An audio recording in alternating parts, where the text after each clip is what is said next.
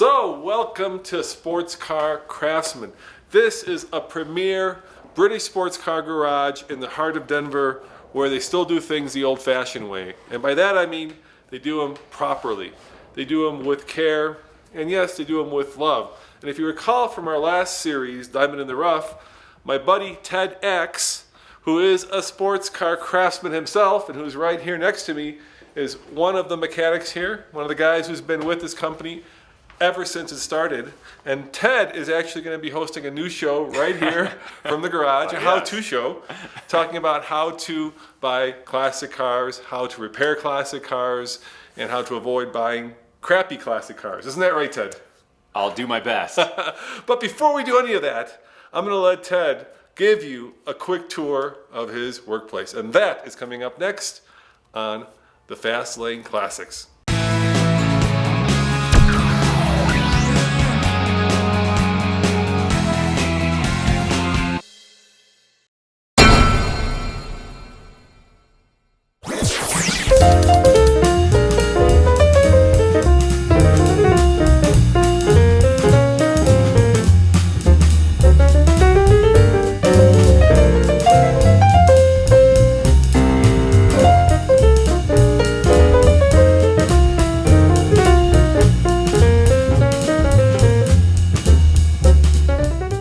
Okay, as Roman said, this is Sports Car Craftsman. This is where I fix these pesky English clown cars. Oh wait, that's maybe not the positive thing.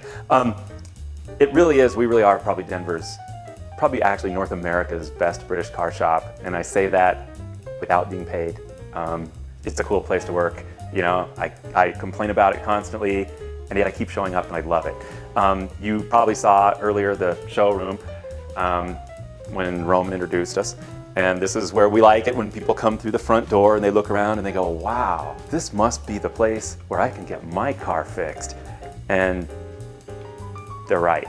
A lot of it's cool, interesting toys and historical nuggets and you know, just a place for customers to be while we're working on their car, although they're welcome in the showroom, unlike most, or in the repair area. We don't mind them watching. We're not scared. Goofy little things people always notice. The inner splash panel from a bunch of MGBs that never saw the light of day, so it's like an original color sample, you know, just to settle those disputes on what is really tartan red. Boom, there's your answer. A lot of toys, people bring us things and stuff. One car, an example of our metalwork. And through this door is where we do that metalwork, which will come into play later because one of the do's and don'ts that we talk about when buying a classic car is the body. And I'm going to show you what we do because it's promotional. And I'm also going to show you what we do because you would like to avoid ever having to pay somebody to do this. So this way. If we weren't after hours, I would have Chris, our metal guy, talk about what he does because he's a genius. He should be doing exotic Ferraris and you know whatever else. This is an MGA that was so rusty that it came to us in an urn. And actually, to be fair, it's an MGA twin cam, which extremely rare, home market twin cam. I don't know if, I think Paul was telling me earlier, less than 50 cars made, and you can imagine that not that many survived. And Chris is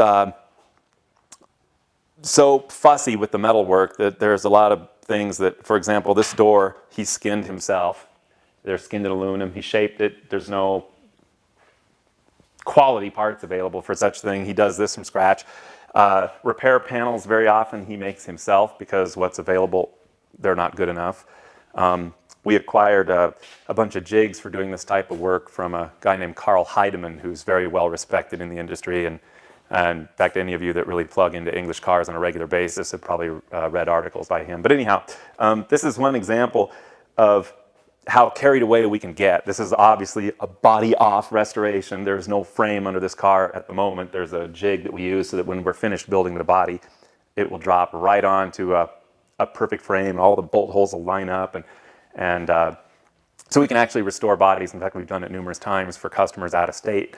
They take them, you know, they ship them here. We'll finish them to whatever level they ask, and then they take them back and bolt them up to their frames, and presto, fitto, you know. Anyhow, I thought I'd show that off because it is a good example of kind of a bare metal section. It would be interesting. I know that one of the fussy things, you can't really get a grill to fit these cars anymore. And, you know, Chris takes great pride in actually making sure that all the trim that fits on a car and so forth will actually contour correctly to the pieces. Again, we can either fit it to a crummy aftermarket grill or to a nice restored original one, but so that on the final assembly after paint, everything actually looks like it should. I don't know if you can see, there's a tray up there that was horribly rusted out. It's unique to twin cams. He fabricated that from scratch, every little hole, every little rolled edge, because you can't buy that sort of replacement panel. Beautiful work, but it is tedious and you pay by the hour. So when we talk about cars to buy and cars not to buy, think about rust and think about serious damage. Anyhow, this is some of the jigs and things we use for fixing these cars. Specifically bucks for MGA repair panels, and there's some MGB and some other brands of stuff in there too that Chris has kind of fabricated and added to what we purchased for that. It's I don't know, it's interesting. Some metal shop tools and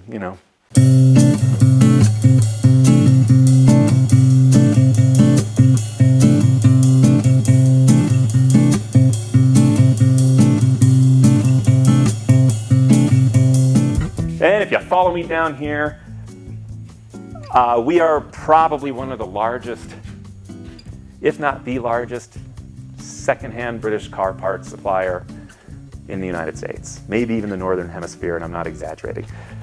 This is just the stuff we keep around here because it helps us to repair cars efficiently, what we would call fast-moving parts. Some of it's new, some of it's used. It's more organized than it looks, but don't ask me to find anything quickly. Off-site in a graveyard off just to the west of the building, we'll have to come back in the daylight and show it off. We have a huge selection of cars in various states, and some are parts cars, some are builders, and But this is what keeps us mechanics, able to keep the cars in and out really quickly. It's rare that we're hung up on a part. There's nothing worse than having a car. You'll see how crowded we are, and having to wait for parts is a miserable existence. Oops, we don't have a light back here. This lovely picture with, I swear it's Wayne Newton. Anyhow, this is actually a British Leyland billboard from '74 back in the day. Paul had it, wrapped up, and we actually put it up on the panels. He's got a TR612 somewhere. It's just cool, when you come in the showroom, it's like, wow, a billboard. And anyhow, I guess that's kind of obvious, huh? As I was mentioning earlier, this Sunbeam Harrington Lemans would be a pretty rare car. I don't know if this is where I would be desperate for Paul to be here. I think there's probably about 1,500 of these made where a coach builder called Harrington would take garden variety Alpines and whack them off and make fastbacks out of them. And historically significant in that they were bonding fiberglass to steel, and later they got smart and realized that they couldn't do it, so they put a little chrome trim to hide the joint. But a pretty good effort on a small coach builder in England, and then they also kind of hopped them up so that they would go from slow to less slow. An incredibly low miles car that was just stuffed so bad. Oh, and a good sample of Chris's metalwork, because the car was stuffed so badly that it was considered unsavable by everybody else that crossed its path. But we actually separated all the damaged section along factory spot weld, correct seams, found a correct year matching donor, separated it in the same way, joined all the spot welds, and very carefully grafted it all together so that it's a completely invisible repair and structurally commensurate with the original car. So there's really been nothing lost in panel fit, in originality, anything of the sort. But original wiring harness, a really good archaeological find, and I think the objective was to build, the best MGB in the world. We'll see, but it's going to be real nice, real clean. Nice new plating on all the parts, but not new because we did it, new because it never got any use. This MGTF, also kind of rare. Boy, these cars, they demonstrate how a car can look so simple, and everything's staring you in the face, and this is, let me wag my finger at you customers. How hard can it be? It's just an old car. You can't get a wrench on a single nut because they stuck them upright against castings. You can't get a swing on them because there's always something in the way. Of course, it's British standard. Whitworth, whatever wrench you have is not the one that's going to fit it. And of course, the correct wrenches are such bad quality you can barely make them fit. I've got a whole set that I cut in half just to hope for access. These are I think I'd rather work on that Citroen SM than struggle with the MG T cars. Incredibly difficult, a lot of swearing. But they are cool. They look neat, you know. People always say about Morgans, those cars have wooden frames. No, they don't have wooden frames. They have steel frames. Just like these, they have steel frames. But they do have wood structure to the body. So there is wood in the body tub. It's wood with steel wrapped around it and essentially nailed on the way you would upholster a sofa. It's hard to respect that in the 50s, but that's how they were doing it. You can call it quaint or you can call it bad, but it's cool. I mean, it's, you know, it's historically interesting. And they did get a cool shape. Interchangeability of parts wasn't high on their skill set. But this car would be a good restoration candidate if you were looking to purchase because it has had little abuse. It's a pretty clean, straight, unrusty, not hit. Still, you're better off.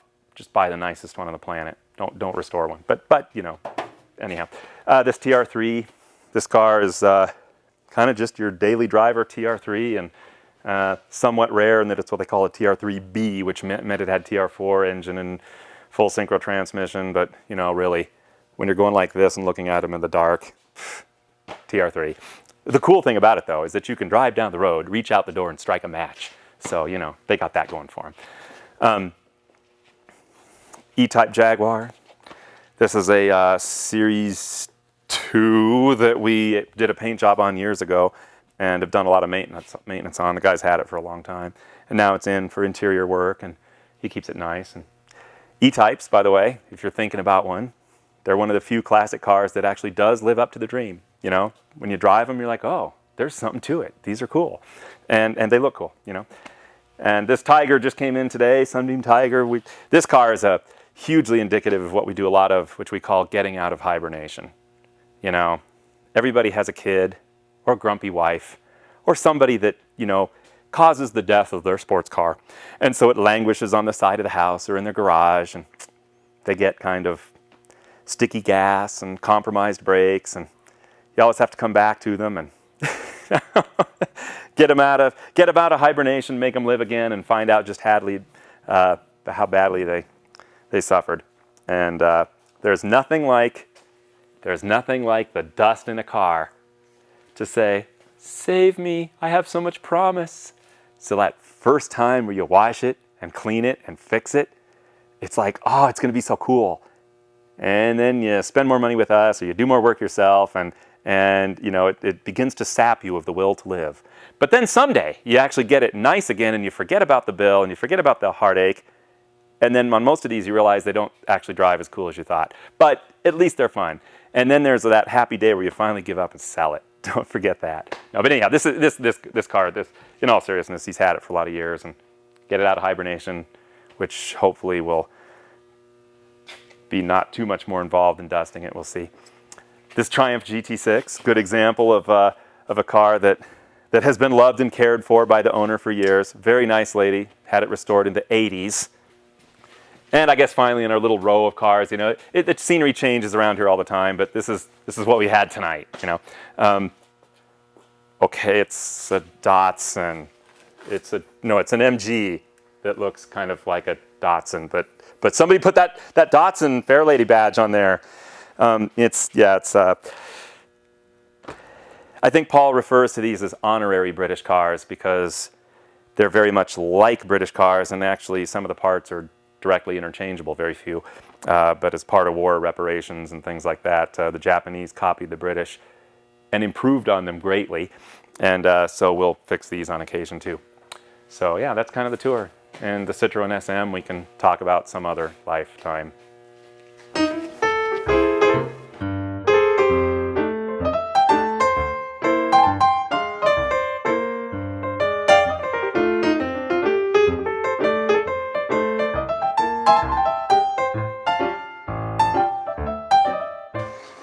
Bead blasting cabinets, a paint mixing room. This will be a good, this red Jaguar XK150S would probably be a good example of a do and don't. Also a good example of maybe getting somebody that knows what they're doing the first time instead of hoping to find an affordable body shop, because I think that we will be the third body shop to be involved with this car. And it's not because the first two were so good. And unfortunately for the customer, money-wise, but fortunately for him in the end result, Chris did a lot of similar metal work on this car that you saw in that MGA, when in fact, when it came to us, it was just supposed to be to touch up a few things, make it run, and put an interior in it. Well, of course, that's escalated, but you can see it'll be a high-quality car when it's finished. More of Chris's MGA work, not as far along, not as much involved, An MGTD that, believe it or not, is incredibly low miles, but came out of Illinois. It's here for total restoration, and this is actually, in spite of its appearance, this would be an example of a good car to buy as a restoration candidate, because it was so undamaged, unrusted, and original when it came to us, even though it was far from running. Another paint booth that seems to get storage use more than anything else, and some cars in waiting.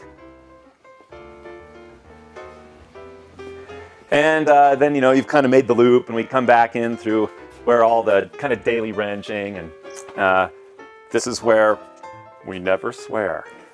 Anyhow, now, it's normally not this crowded. During the day, we'll pull in or during the night, we'll pull the cars in to protect them. During the day, we kick them outside, so we got room to work in here. But anyhow, there's a plethora of cars in different conditions for, anything from repair to restoration to basic tune-ups, get me past an emissions test, tell me what I need, things like that.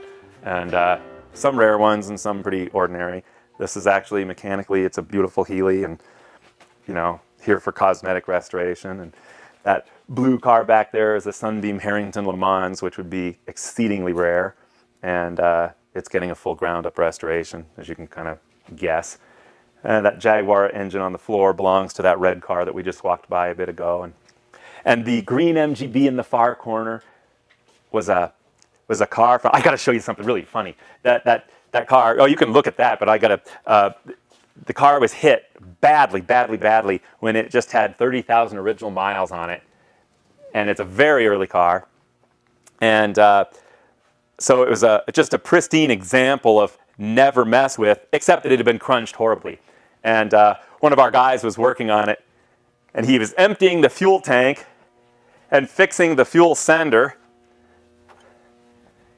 And so the car has been off the road since 65, my mistake. And he went to fix the fuel tank sender. A little gas poured out, so he just thought he'd be funny and put it in the little specimen bottle. So here we have some fuel from 1965. First bid? Anyhow, little things like that. It's fun because this is like being in the archaeology business and the entertainment business, as well as we occasionally repair cars. Everybody always sees the car on the wall and asks about it. And for good reason, because it's sideways and it's hanging on the wall, which seems like a really waste of a good car, and yet really it's the best use for such a thing.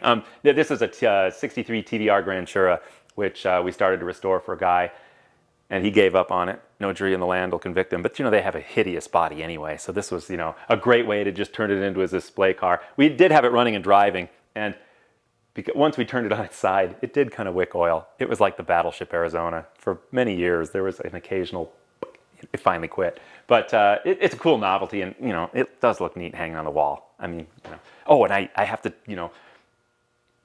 lest my semi-negative appearing attitude about English cars comes to the surface. It's not just me. I didn't make up this shirt, but I got to point it out because it's pretty funny. It's a pie chart, Can you read what's on the pie chart? There's, say, waiting for parts, fixing oil leak, fixing electrical problem, adjusting carburetor. Then the tiny sliver is the rally, car show, drive to work, take for a spin, Funkana, swap meet, trouble-free motoring, etc. This is accurate. This can be verified. So many classic cars, so many stories, and yet so many potential train wrecks. I mean, over here you have a Triumph, you have a Harrington, you have a TF, you have, one of my favorite cars, of course, a Jaguar E-Type. And the question that you might be wondering is, if your heart is in love with one of these cars, which one of them should you buy? And more importantly, which one of them should you not buy? And coming up next on our new episode, Load Bearing Paint, we are going to give you the 5 don'ts of buying a classic car to restore. Good.